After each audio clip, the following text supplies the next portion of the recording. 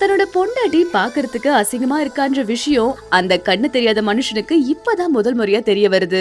ஆனா இத்தனை வருஷமா அந்த ஊர்ல இருக்க எல்லாரும் உன்னோட பொண்டாட்டி தாண்டா இந்த ஊர்லயே ரொம்ப அழகான பொண்ணுன்னு அவன்கிட்ட சொல்லி சொல்லியே நம்ப வச்சிருக்காங்க. அந்த ஒரு நொடியில தான் ஹீரோவான இவனுக்கு உண்மையான நிலவரமும் புரியுது.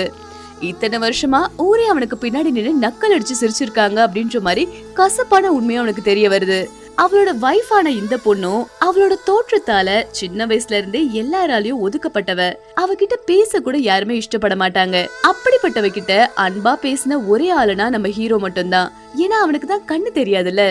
போக போக அவனுக்கு அவ மேல காதலும் வர ஆரம்பிக்குது.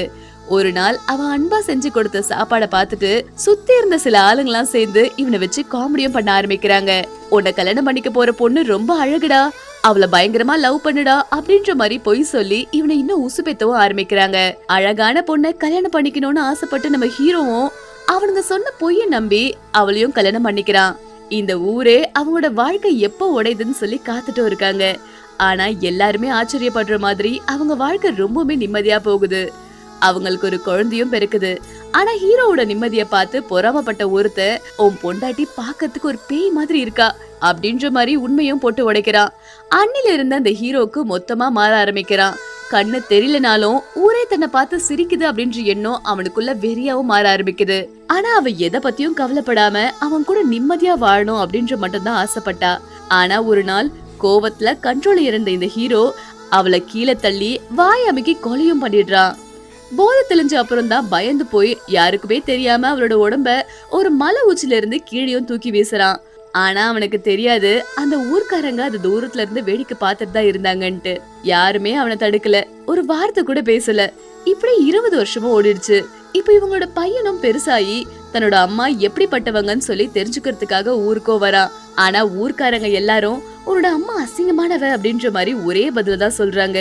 கடைசியில அன்னைக்கு மரணத்தை வேடிக்கை பார்த்த ஒருத்த உண்மையை ஒத்துக்கிறான். அந்த அம்மா வேலை செஞ்ச ஃபேக்டரிக்குள்ள தேடி பார்க்கும்போது அவன் விட்டுட்டு போன ஒரே ஒரு போட்டோ மகனுக்கோ கிடைக்குது.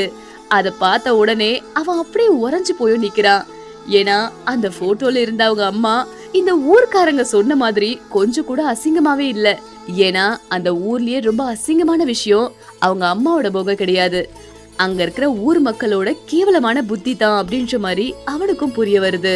ஒருத்தரோட வெளியழக வச்சு அவங்கள கேலி பண்றதை விட இல்லனா மத்தவங்க பேச்சு கேட்டுட்டு தன் கூட இருக்கிறவங்களையே சந்தேகப்படுறதை விட ஒரு கேவலமான புத்தி எதுவுமே இல்ல. இந்த உலகத்துல ரொம்ப அசிங்கமானது மனுஷங்களோட முகம் கிடையாது, சிலரோட அந்த கேவலமான புத்தி மட்டும்தான்.